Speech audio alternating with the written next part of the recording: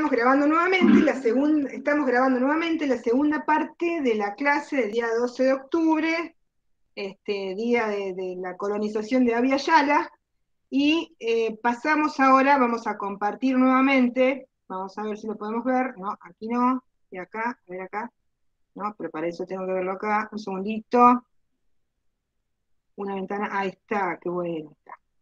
Entonces, ahora estamos en la Declaración de Río de 1992, ¿lo ven? Sí, profe. Muy bien, entonces les recuerdo, la Declaración de Estocolmo de 1972 tenía 26 principios. Todo esto es como para reforzar, porque piensen ustedes que estamos estudiando para el examen, ¿no? Y la Declaración de Río 1992, 27 principios, ¿no? ¿Qué pasa con Argentina y la Declaración de Río? Yo tuve muchísima curiosidad, porque además, como les digo, forma parte de mi competencia como jueza civil, comercial, ambiental y laboral.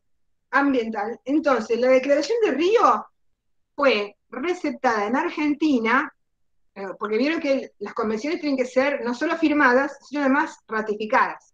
Y después, si queremos que la convención, si tiene visos de derechos humanos, recuerden, si es de derechos humanos, por el artículo 75, inciso 11, para que tenga jerarquía constitucional, debe ser una ley, se tiene que dictar con los 2/3 de los miembros de las dos cámaras, diciendo que tiene jerarquía constitucional. ¿Recuerdan? ¿Se acuerdan de eso? ¿Sí o no? Sí, sí, sí. Bueno, por ejemplo, les cuento, bueno, tenemos el 75, inciso 11, enumera, creo que son 11 tratados internacionales de derechos humanos, que están ahí, digamos, 75, inciso 11 están ahí, están desde el año 94, punto. Pero después hubieron otros tratados internacionales que primero se ratifican, después se transforman en ley interna, y después hay una ley posterior que le da los 2/3 de los votos de las dos cámaras, y lo transforma le da jerarquía constitucional. Eso pasa, les cuento, con el tratado de las personas con discapacidad. Lo sé porque tengo un hijo con discapacidad, así que lo sigo muy de cerca el tema. Entonces tenemos, no está en el 75, inciso 11, pero después hay un tratado internacional de las personas, de los derechos de las personas con discapacidad, de eliminación, así se llama, eliminación de toda la discriminación de las personas con discapacidad. Después ese tratado internacional fue firmado, después fue receptado por una primera ley, 24.000 y pico, 23.000 y pico, o sea, de hace mucho tiempo, la ley 23.000 y pico, imagínense, es de la década del 80, la ley que recepta, que recepta en Argentina el Tratado Internacional. Y recién, no hace tanto tiempo, la ley 27.000, a ver, porque, mira, la ley Derecho al Trabajo se llama 2744, y la ley que recepta como constitucional los derechos del discapacitado es 27044. 27044. Esa ley, de no hace tanto, hace 5 o 6 años o menos, esa ley dice que tiene jerarquía constitucional. Eso pasa con el Tratado de los Discapacitados. Bueno, ¿qué pasó con esta Convención de Río? La Convención de Río fue receptada, fue firmada primero por Argentina, después una ley de Argentina del año 93, sancionada el 7 de diciembre del 93, que es mi cumpleaños, 7 de diciembre del 93, dice, aprueba la Convención Marco de las Naciones Unidas sobre el Cambio Climático, así se llama la Convención de Río, que se adoptó en Nueva York, y que consta de 26 artículos y 2 anexos, dice, que forma parte de esta ley. Y entonces esta ley lo recepta en el derecho argentino. Entonces podemos decir, es como si fuera parte de nuestro Código Civil y Comercial, digámosle. Pero yo no he encontrado, además, una ley que se haya sacado con los 2/3 de las dos cámaras que diga que este tratado es de derechos humanos y que por lo tanto tiene jerarquía constitucional. Eso no lo encontré. Sí, esta ley, la 24.295, que recepta la Declaración de Río de 1992, o sea que es ley. Yo la puedo, como jueza, por ejemplo, lo puedo aplicar la Declaración de Río de 1992. Pero si después me dicen, no, pero esto contraría la Constitución Nacional en tal cosita, qué sé yo, bueno, habría que analizar porque prevalecería la Constitución Nacional. Pero en general me parece que no contraría nunca la Constitución Nacional porque va en consonancia con los artículos 41 y 43 de la Constitución Nacional. Entonces, la Declaración de Río se llama así, Declaración sobre el Medio Ambiente y el Desarrollo, y es una proposición de Naciones Unidas para promover el desarrollo sustentable o sostenible, y fue aprobada en la Conferencia de Naciones Unidas que se efectuó en Río de Janeiro en 1992. Para que se pudiera llegar a un acuerdo sobre la cumbre de la Tierra que se concretó en la Declaración de Río, fue necesaria la participación de muchos países del mundo, porque para que tuviera un peso político y doctrinario, ¿no? Y participaron en total 172 gobiernos, 108 jefes de Estado, 2.400 representantes de ONGs y personas con estatus de consultivo. O sea, pueden haber sido ONGs, ONGs del medio ambiente, ONGs de los derechos de los animales, pueden haber participado ahí, en carácter de consultivos. Entonces, ¿cuáles son? Acuérdense, son 27 principios. Principio 1, los seres humanos, otra vez el principio pro homine. El ser humano constituye el centro de las preocupaciones relacionadas con el desarrollo sustentable o sostenible, pro homine. Principio pro homine. Principio 2, de conformidad con la Carta de Naciones Unidas y los principios del derecho internacional, los estados tienen el derecho soberano. ¿Se acuerdan que entre los principios que vimos, había uno de los principios que tenía dos partes? Que era, a ver si lo podemos ver acá, que era dos partes. ¿Se acuerdan dónde era el principio? Soberanía y responsabilidad. ¿Se acuerdan? Esto lo vimos recién, que era lo que de esta autora. A ver si puedo cambiarle el color. No haga soncera. Acá, le cambio el color. Principio de soberanía y responsabilidad, ¿no? Entonces tenemos soberanía sobre nuestras cosas del medio ambiente y a la vez tenemos responsabilidad por lo que hagamos. Entonces, ¿dónde estoy? Acá. El pro homine, el primer principio. Segundo principio de soberanía y responsabilidad sería. Acá. Soberanía y responsabilidad. Bien. Tercero, el derecho al desarrollo debe ejercerse en forma tal que responda equitativamente a las necesidades del desarrollo de ambiente de generaciones presentes y futuras. ¿Cómo se llamaba ese principio?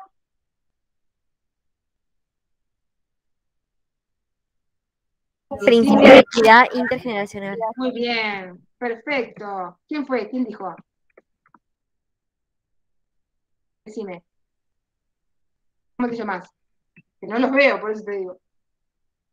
¿Quién fue que habló? Aldana, profe. Gracias, Aldana, gracias. Principio de equidad, está bueno porque ahora le vamos poniendo el nombrecito. ¿Ves?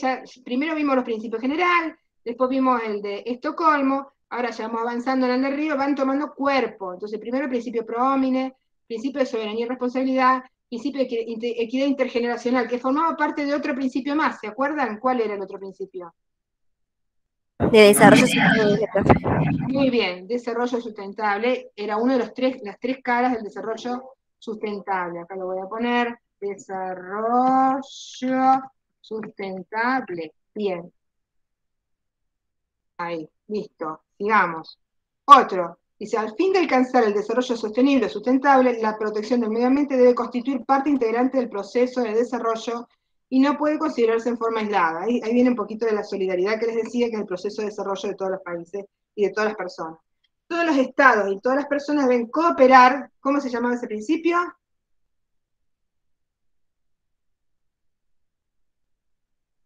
Hay un compañero lo dijo hace un rato.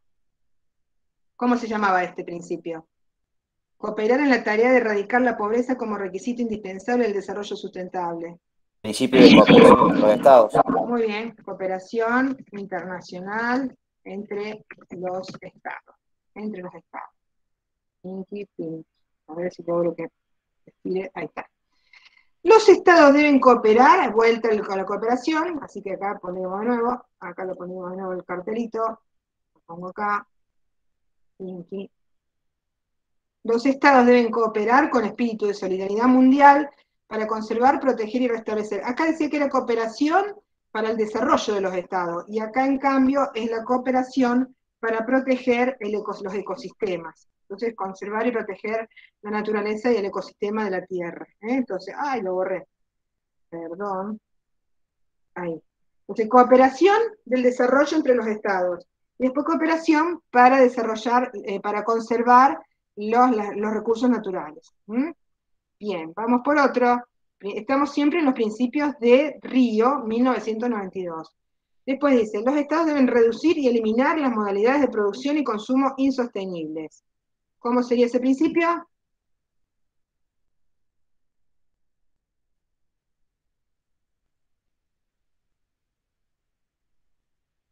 ¿Qué les parece?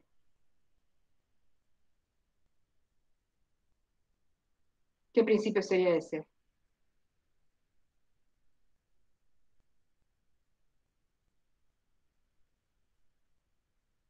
Pueden ser varios principios.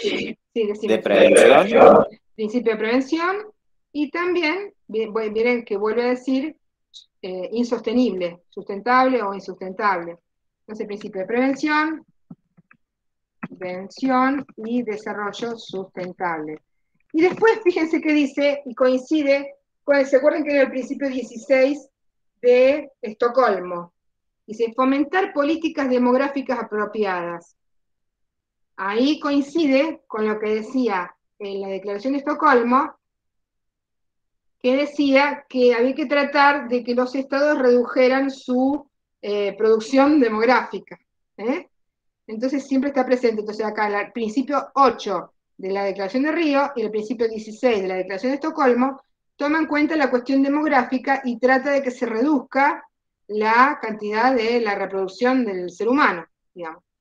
Después dice, el mejor modo de tratar las cuestiones ambientales es con la participación de todos los ciudadanos interesados.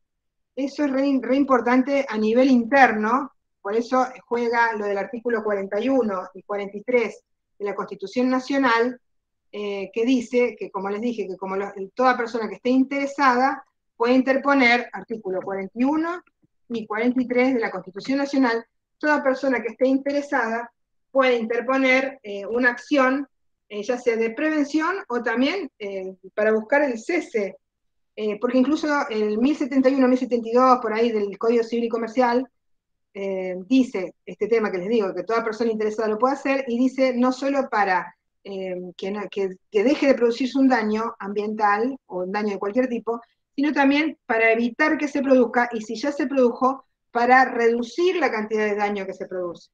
Porque la prevención del daño tiene tres aristas que están ahí en el Código Civil y Comercial, que es evitar que se produzca el daño, una vez producido el daño, que cese el daño, y si se produjo el daño, por lo menos, si no cesa, que se reduzca el daño que se está produciendo. Son tres aristas distintas que están en nuestro Código Civil y Comercial y que también a nivel internacional ocurre lo mismo.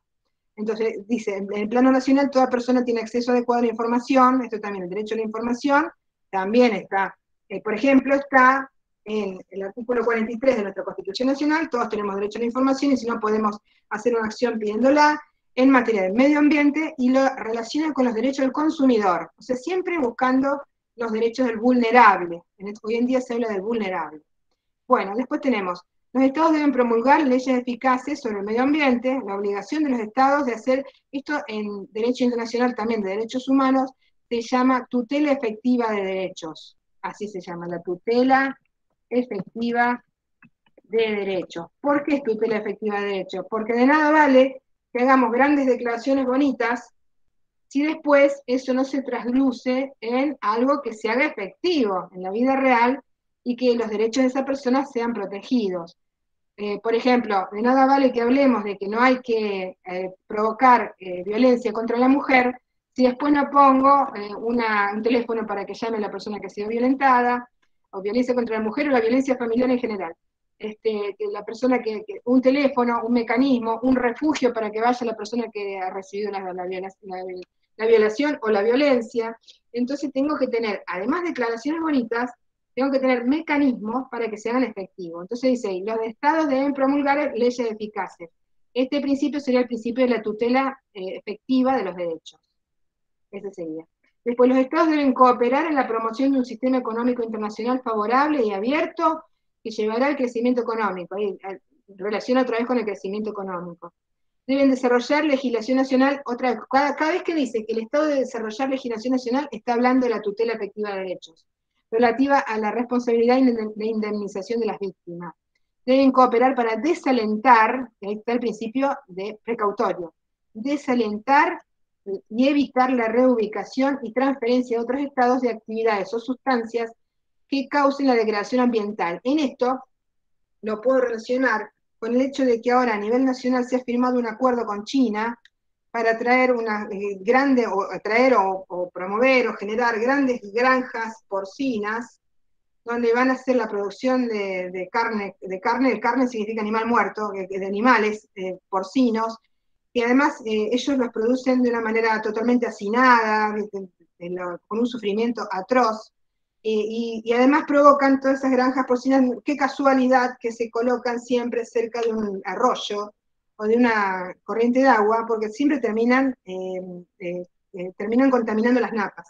Y ha habido un gran movimiento de los ambientalistas y de la gente con los derechos de los animales en contra de ese acuerdo de las granjas porcinas, pero parece que el acuerdo ya se ha firmado, así que, bueno, y que van a traer las granjas porcinas y que eso va a generar muchísima riqueza, dicen, bueno, pero riqueza a costa de qué.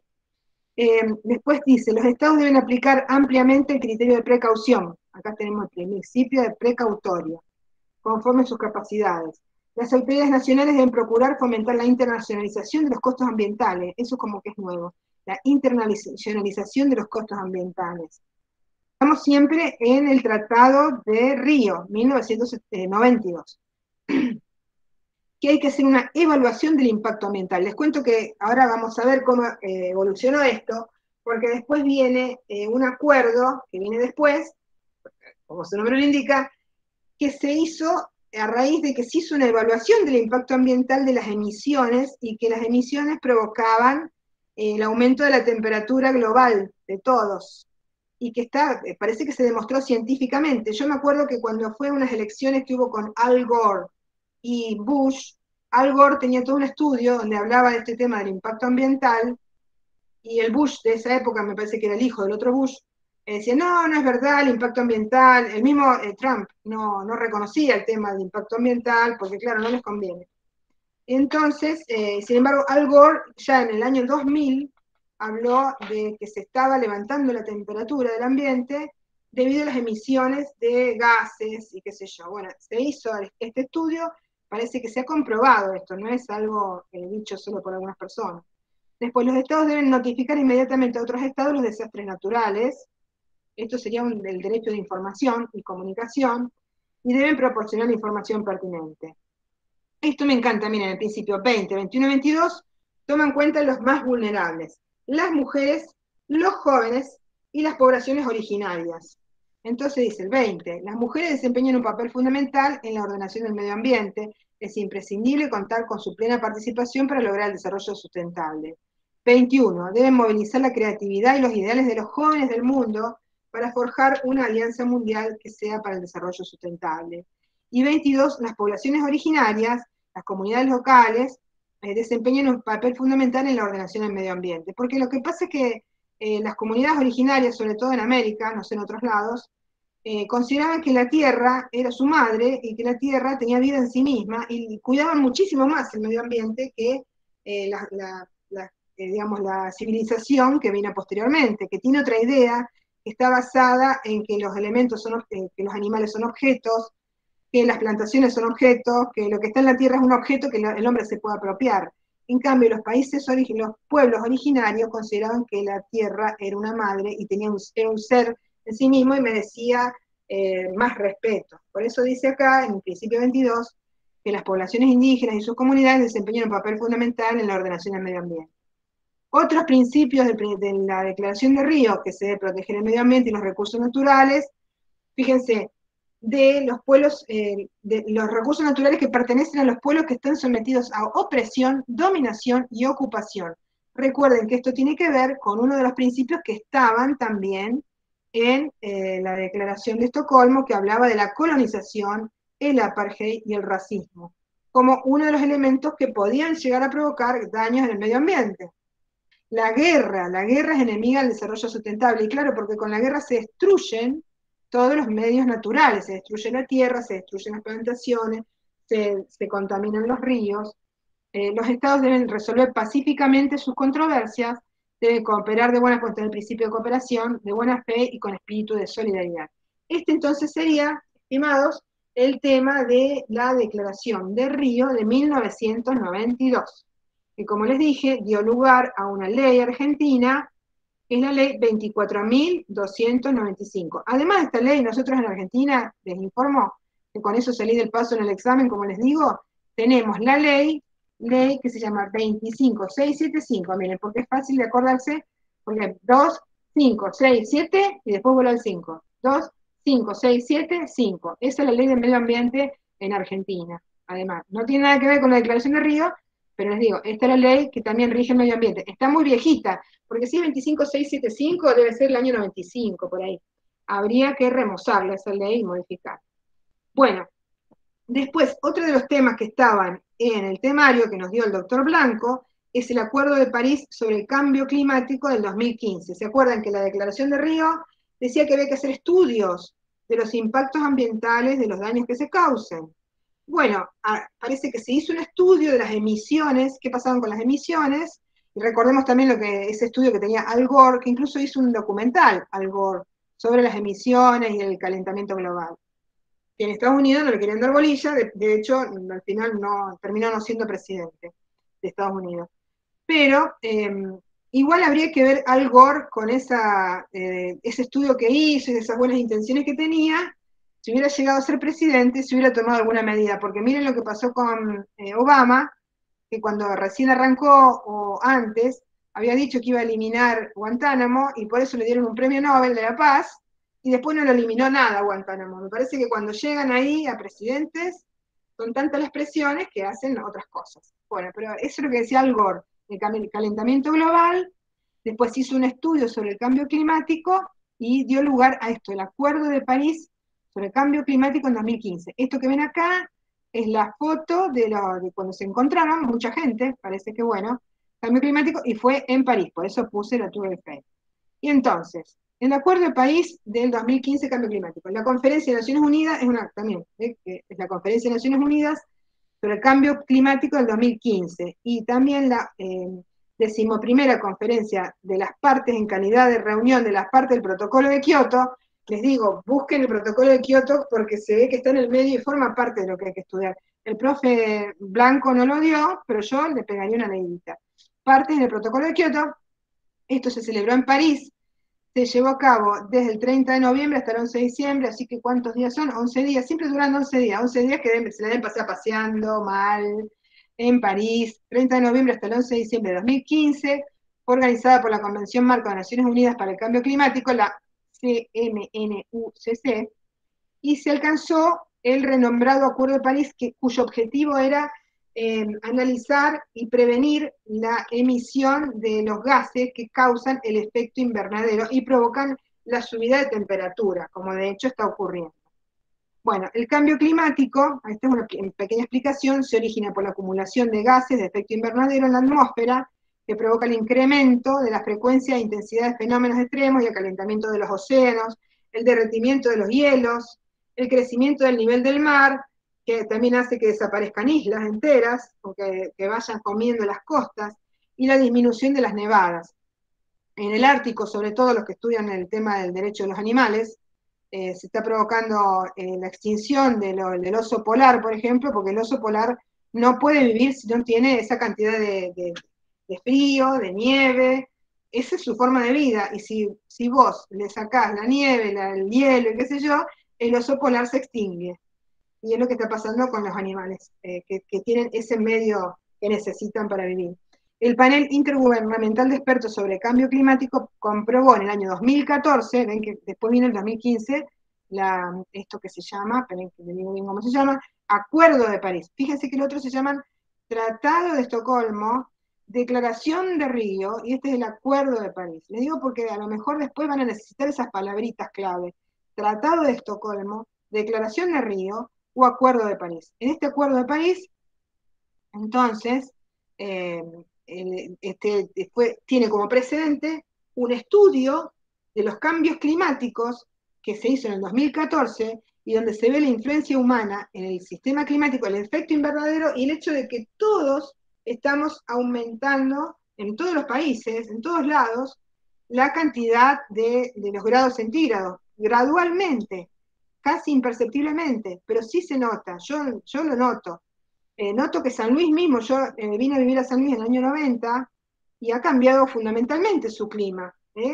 Y así como ha cambiado en San Luis, de haber cambiado, yo era oriunda de Santa Fe, de haber cambiado en Santa Fe, y ha cambiado en todos lados del mundo. Aumenta la cantidad de grados centígrados. Este Acuerdo de París tiene como meta global el sostenimiento del incremento, que no suba más la temperatura global y que volvamos a niveles previos al desarrollo industrial, a la revolución industrial.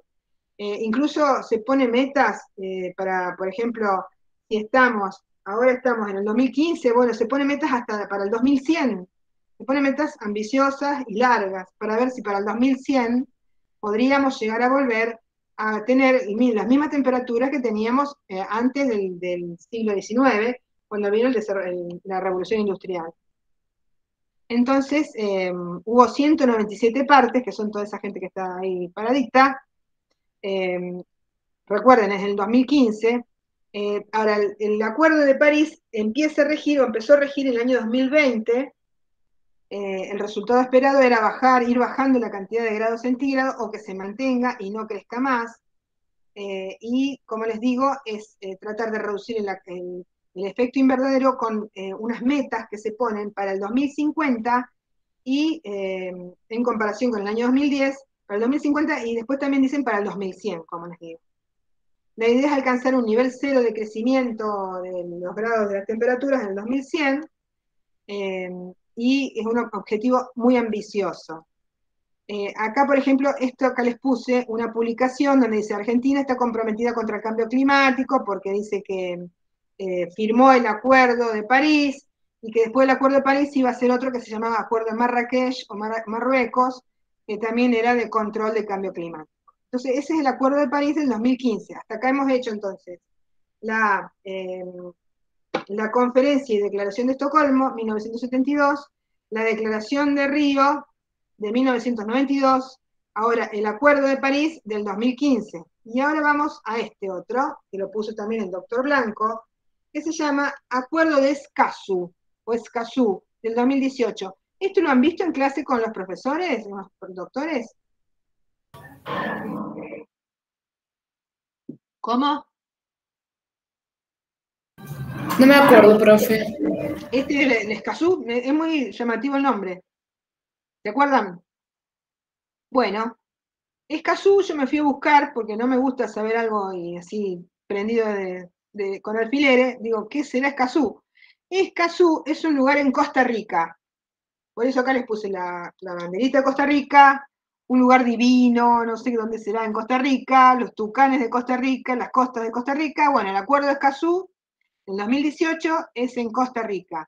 Acá tenemos también una foto de los que se firmaron. Argentina firmó el acuerdo regional, se llama así el acuerdo, Acuerdo Regional sobre el Acceso, no sé por qué le ponen esos nombres tan largos, Acuerdo Regional sobre el Acceso a la Información, la Participación Pública y la Justicia en Asuntos Ambientales. Vieron que en Argentina tenemos leyes que hablan del derecho a la información, ahora no me voy a acordar el número, pero está, las leyes del derecho a la información. Hay otras leyes que prohíben hacer inteligencia interna, por ejemplo, prohibirían que una empresa me investigue a mí y me diga, bueno, a qué hora sale de su casa, a qué hora vuelve, todo eso está prohibido en realidad, hacer inteligencia interna. En las leyes de defensa del consumidor, establecen la obligación de la información al consumidor. Después, las leyes de derechos del paciente establecen la obligación del paciente al consentimiento informado y a la información. Y bueno, esto de alguna manera mezcla estos principios de la información, la democratización de la información, que no sea algo oculto, y que se tenga acceso a la información, sobre todo cuando es información pública, y refiere a la información en los asuntos ambientales. Entonces, el acuerdo regional sobre el acceso a la información, la participación pública y la justicia ahí estamos hablando del el ejercicio efectivo de los derechos, que hablamos hace un ratito, el acceso a la justicia en asuntos ambientales. Y ese es el acuerdo de Escazú del 2018. Dice que el gobierno de la República Argentina firmó en septiembre del 2018 el primer acuerdo regional sobre el acceso a la información, la participación pública y el acceso a la justicia en asuntos ambientales en América Latina y el Caribe, en el marco de una Asamblea General de Naciones Unidas de Nueva York, Estados Unidos. Ahora no sé por qué vino en Acuerdo de Escazú, Costa Rica. Este convenio de carácter vinculante, esto también es muy importante que sea de carácter vinculante, es decir, no es una mera declaración diletante, soft law o algo así, sino que es obligatorio. Es el primer tratado regional consensuado para proteger los derechos de acceso a la información, la participación pública y el acceso a la justicia en los asuntos ambientales.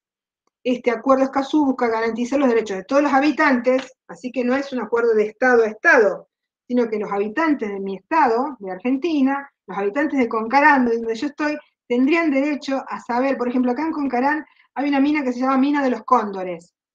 Esa mina de los Cóndores era explotada allá por los años 50. Lo sé porque yo tenía una prima, una mujer muy grande, que trabajó ahí en la mina de los Cóndores, y siempre se acuerda y me dijo, has ido a parar a Concarán, donde yo trabajaba en la mina de los Cóndores. Bueno, y ahora... Por eso, profe, sí, cuéntame. el juzgado también era de minas, porque hasta entre el 90 y el 2000 había muchísimas minas por el Valle de Conlara. Después se cerraron la mayoría porque se quedaron sin material para explotar. Claro, los explotaron de manera no sustentable. Vamos a traducirlo a lo que hemos estado hablando. Me parece que es explotarlo de manera no sustentable. Explotarlo y agotarlo. Agotaron esas riquezas. En Intihuasi también había una mina importante. Me acuerdo que decían que había una mina, qué sé yo, sacaron todo.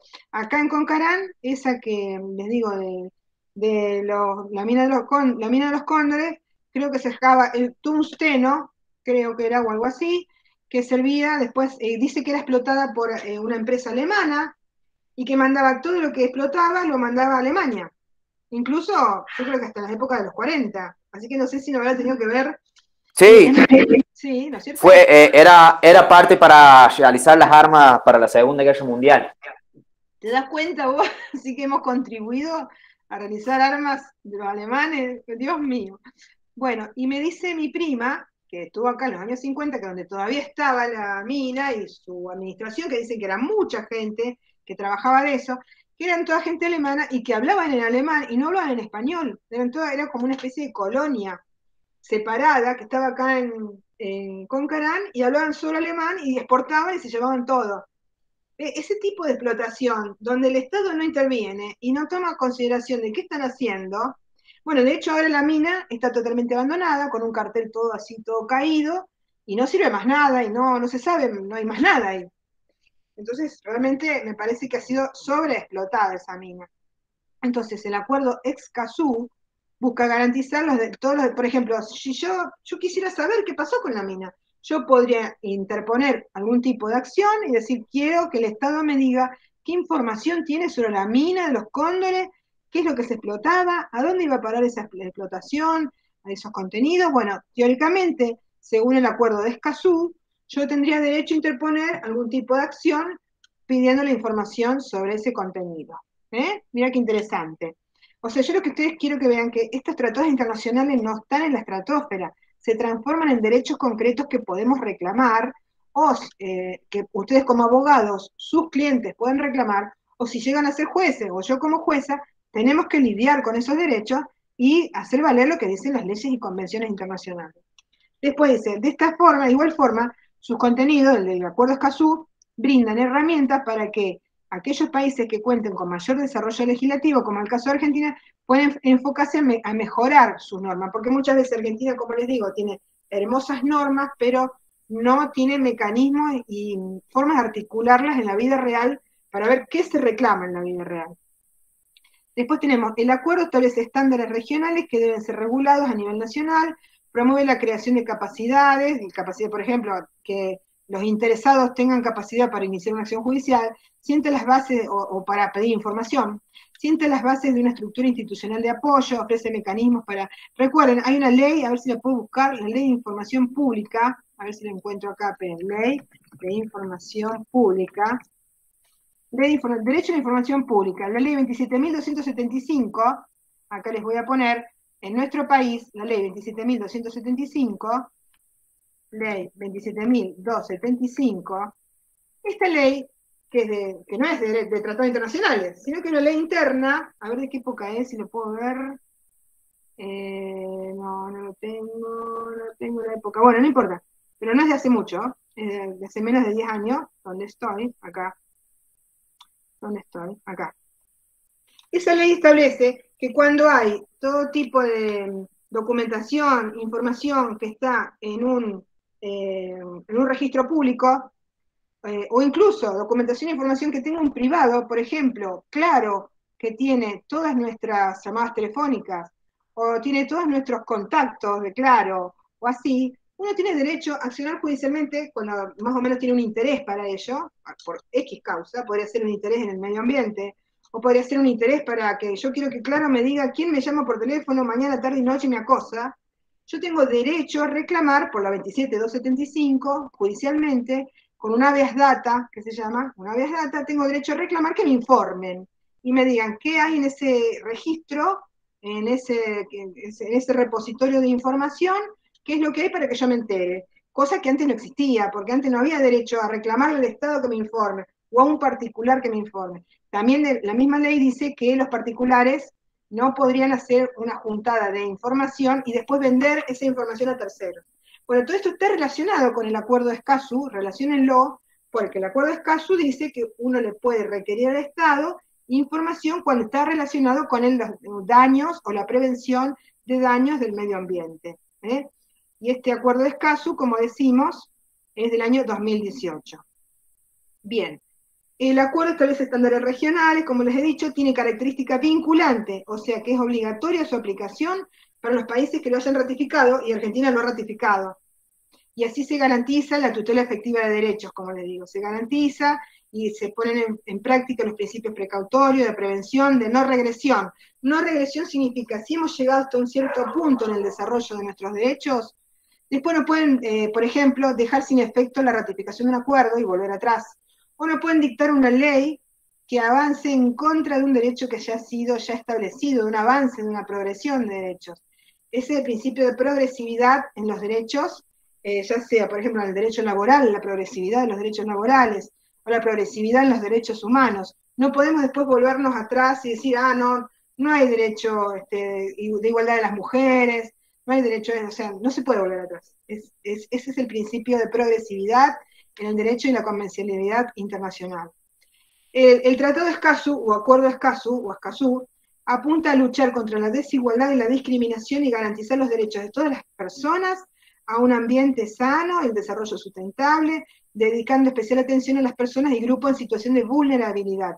En cuanto a la vulnerabilidad, les tiro otro tip, que no es realmente de derecho internacional, sino que está en nuestro derecho interno, que se llama, pero es derecho internacional ahora que me doy cuenta, porque se llama las 101 reglas de Brasilia. ¿Alguien escuchó hablar de las 101 reglas de Brasilia?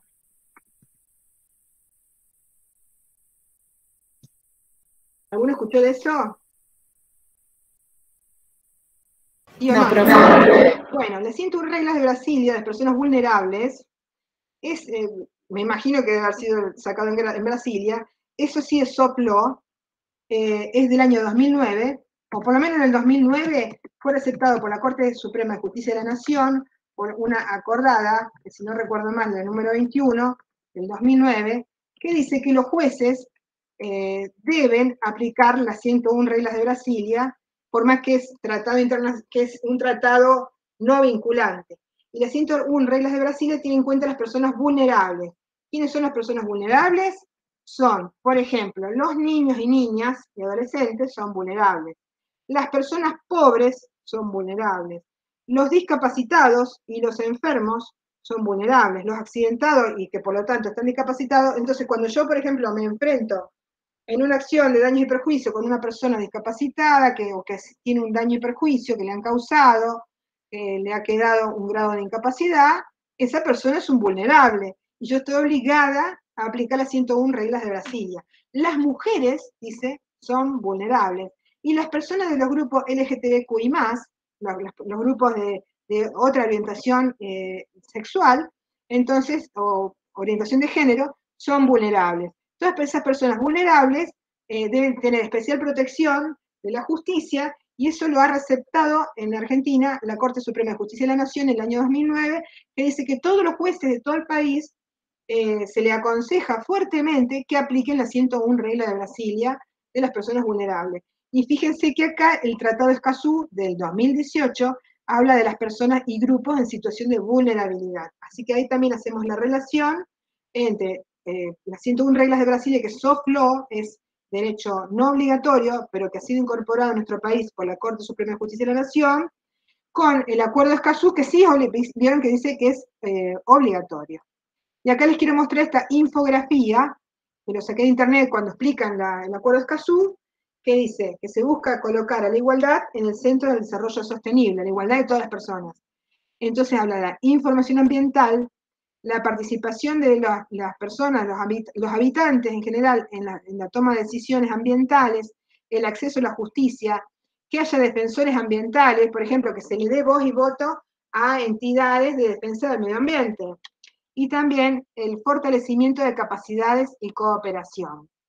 Este es entonces el Acuerdo de Escazú.